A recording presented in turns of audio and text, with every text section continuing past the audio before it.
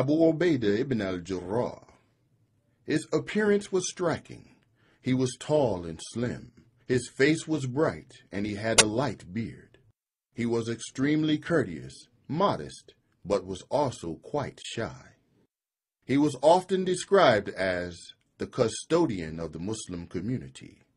Abu Ubaydah was one of the first people to accept Islam. He became a Muslim just one day after Abu Bakr.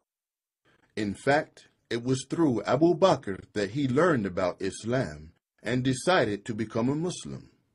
He accepted Islam in the early days, so he was also one of those who were oppressed by the Quraysh in Mecca. He patiently put up with many insults and difficulties at that time. But no matter how bad things became, he stood firm in his belief in Allah and his Prophet. In the Battle of Badr, Abu Ubaydah fought courageously. He did not fear death. The enemy soldiers used to avoid fighting with him. However, one of the enemy kept pursuing Abu Ubaydah in the battlefield. Abu Ubaydah did his best to avoid him. Eventually, the man succeeded and attacked him ferociously. Abu Ubaydah tried desperately to resist him, but eventually the man succeeded in blocking Abu Ubaydah and stood as a barrier between him and the enemy troops. Abu Ubaydah could not control himself any longer, so he killed the man and then continued fighting. Who do you think this man was? He was the father of Abu Ubaydah. Abu Ubaydah loved his father and had tried to avoid fighting with him. But when it came to a confrontation, he made his choice. His faith in Allah and his messenger was stronger than his love for his father. He was fighting against polytheism and evil, and sought to destroy these things, not his father. One day, a Christian delegation came to the Prophet and asked him to send one of his companions with them to settle some disputes that had arisen between them. The Prophet, peace and blessings be upon him, told them to go and return later that evening, as he planned to send someone who was strong and trustworthy. Umar ibn al-Khattab was one of the companions at the meeting. He said, "I went early to the mosque for the Zuhr prayer, hoping I would be the one who the Prophet, peace and blessings be upon him, selected for this mission. When the Prophet had finished the prayer, he began looking to his right and his left. I tried to make myself easily seen so he would notice me.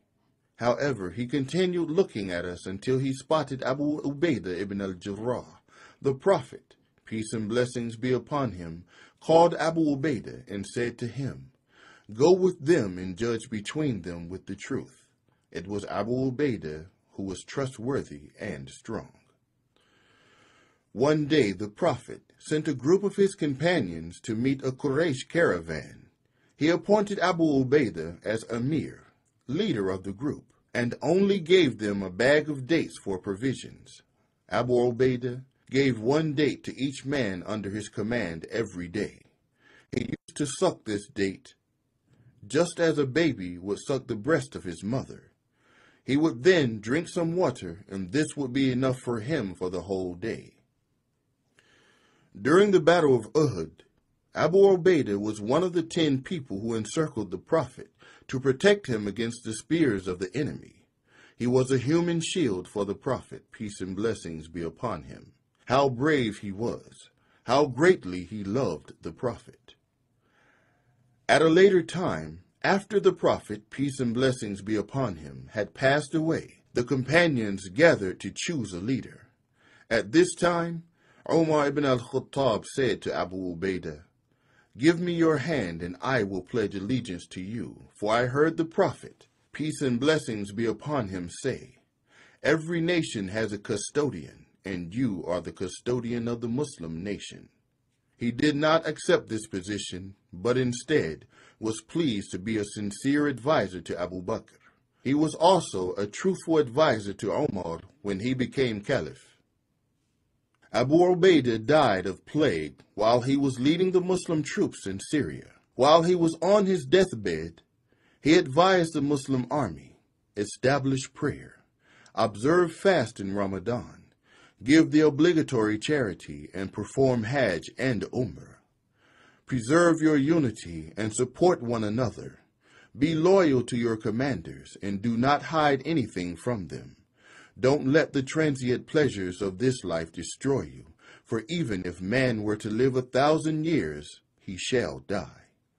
May Allah have mercy upon Abu Ubaidah, a great Muslim hero.